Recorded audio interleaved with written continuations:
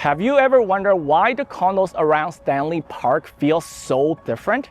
How come they're all oversized, super exclusive, and almost like a replacement of townhouse or even a single family home?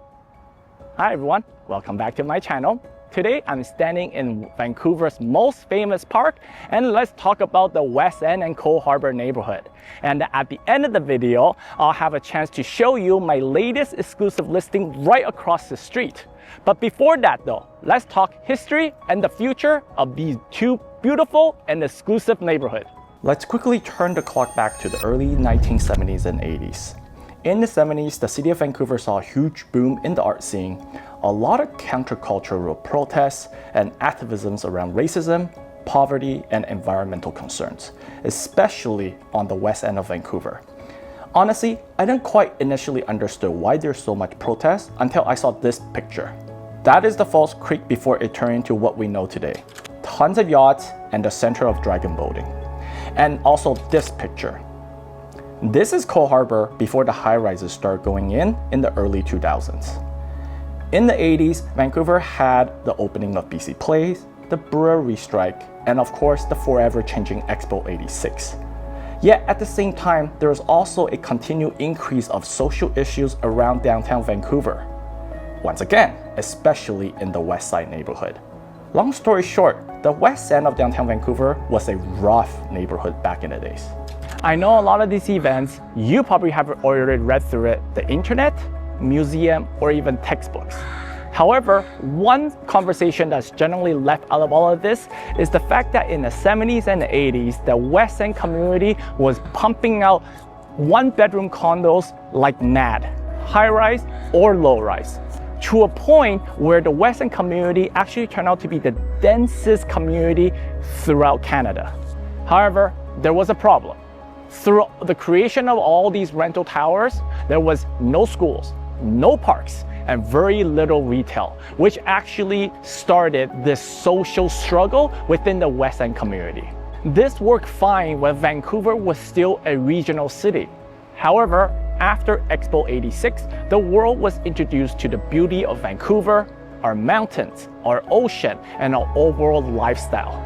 This started to attract a lot of international buyers into our city, which made the city planners really think how they should design this precious neighborhood around Stanley Park, as it is one of the most prized urban parks in Canada.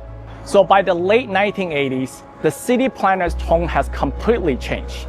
Their thought was, if we put all these tiny apartments around this area, will completely destroy what makes this neighborhood so unique. So, what the city planner decided to do is they wanted something different.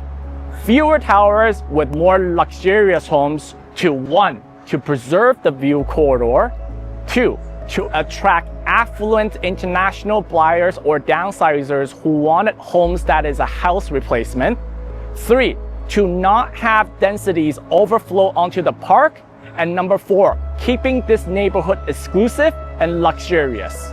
And take a wild guess where they took this inspiration from. You guessed it, Central Park West from New York City.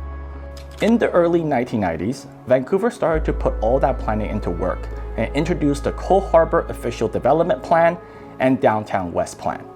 Developers who wanted to build here were basically told, keep the skyline elegant, preserve the view corridor, and most importantly, build homes people could actually live in long term. These view cones became sacred, so developers took that new plan and thought, if I can't build more homes, then let's build exceptional homes, since Vancouver is also starting to morph into an international city, and luxury homes by the park is not a foreign concept in other parts of the world at that time. Now, this concept will never work today with land values being so high. Can you imagine how expensive one of these will cost if it's brand new? This makes these larger homes part of a finite collection. You just can't build more of them anymore. Looking into the future, the city planners know that they cannot possibly shove more towers around Stanley Park. So instead, their focus is now on community amenities, like the brand new Cole Harbour Elementary School right behind me that's also going to come with a childcare. In conjunction, they're also upgrading the pedestrian and the bike lanes on Dunsmuir and Melville to better connect that pocket of downtown to the rest of it. Now that you know how exclusive this area is, it is my great honor to show you my next listing, a tower that was designed and built during that period. Welcome to Unit 201, 1788 West Georgia, a tower of 14 stories with only 27 homes. Without further ado, let's go take a look.